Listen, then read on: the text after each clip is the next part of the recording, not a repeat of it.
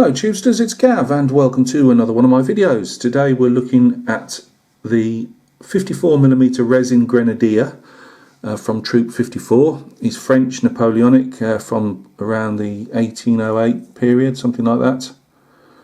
He's got a real campaign feel to him, as you'll be able to see.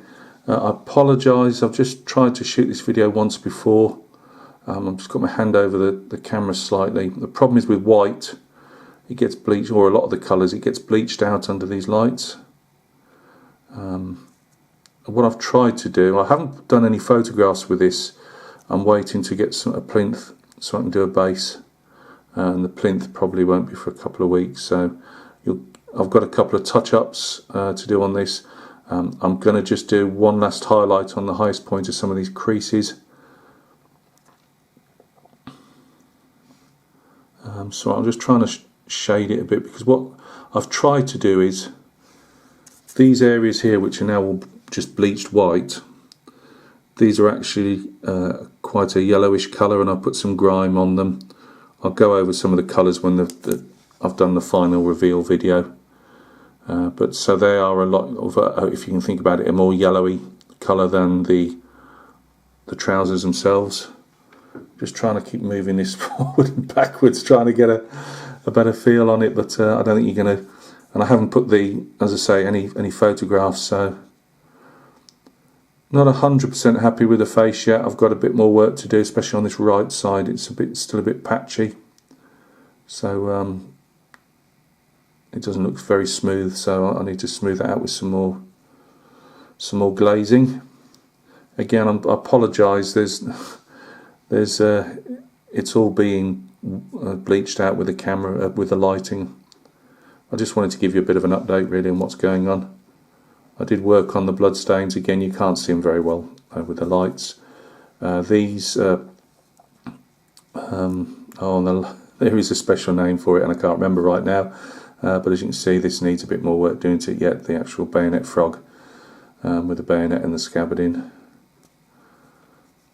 One piece that I've not stuffed up particularly, but I thought it fitted slightly better, which is, as you can see, I've got a nice big raw bit of resin behind there, which is really annoying, but I stuck it on with super glue and it was already quite strongly set when I noticed it. I'm going to have to get in there behind there with a brush, which is going to be fraught.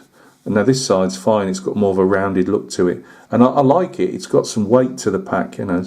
Somebody used to have to wear military or carry military packs, or Bergens as we used to call them in the modern era. They've got that look of weight to them, which is good, but as you can see here, it could have done with being, it's too flat really. They needed to have done a bit more there really, in my opinion. So I'm going to have to squeeze some dark brown in there somehow. I've put a couple of blue stripes on the white patch there. On the artwork, it's just a white patch. I'll put a couple of blue stripes on. As I say, nothing's showing up particularly well under these lights, but I've kept this fairly dark. I might put some shadow areas in still on the flounder. Obviously, it's called a flounder because it looks like a flat flounder fish. Say that after a couple of bites. But no. Beautiful figure. As I say, that the only if it's a complaint at all, it's just, I'll say that now it's on the back, that pack could have really done with being a bit more rounded for me. And I've did dry fit it several times and you couldn't get it any better looking than that. So yeah, there's our guy at the moment, painted on some little grenades. These are the very early type grenades that they stitched on, which were quite simplistic. That's including my paintwork. You know, quite simplistic, but no, I'm quite happy with it, how it's turning out. As I say, it needs a couple of highlights on the blue just here and there. I don't want to over highlight it. You can't see the stippling work I've done on the water canteen very well, and the water canteen metal top stopper. I just want to put a bit more. I have put some paint on that just to dull it down a bit, but it probably needs a bit more. Quite happy with the cartridge box. The musket just needs some blacking around the actual trigger guard. and a bit more work done on the sling. I didn't do any more work to the sling until it was actually stuck on, and I do need to put a tiny bit of filler, some of that plastic putty around here, which I knew when I dry fitted it there was a very slight bit that needs filling in. Again, you can't really see that very well, but that's going to be glazed over with some darker colours just to muck it up a bit. He's obviously pinched a gauntlet from a cavalry or something, I suppose, and it needs a bit there where the flesh goes in. Again, you couldn't. It was one of those hard ones. I didn't want to put too much paint to get a good attachment with the glue. But no, I think he's not going to do too bad. A couple of highlights will be needed on the brass plate as well, and the bayonet just needs some colours working into that. So there's probably another couple of hours work. But I'll probably weather the boot, the gaiters up and around the legs and stuff, but not until he's on a base, so I actually know what I'm going to be doing with him. So yeah, 2 or 3 hours probably, and he'll be ready for basing.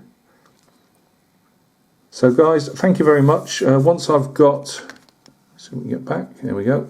Once I've got him on a base, and it's only going to be just like the other couple on a plinth, I should say.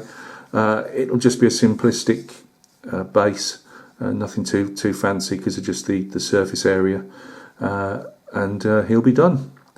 As I say, I'll probably go into the pros and cons.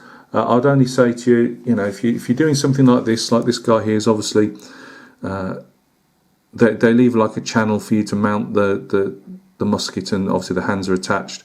But I would advise you, if you can paint in sub-assemblies, put it on a bit of blue tack and paint it separate, just so you can get into the areas a lot easier.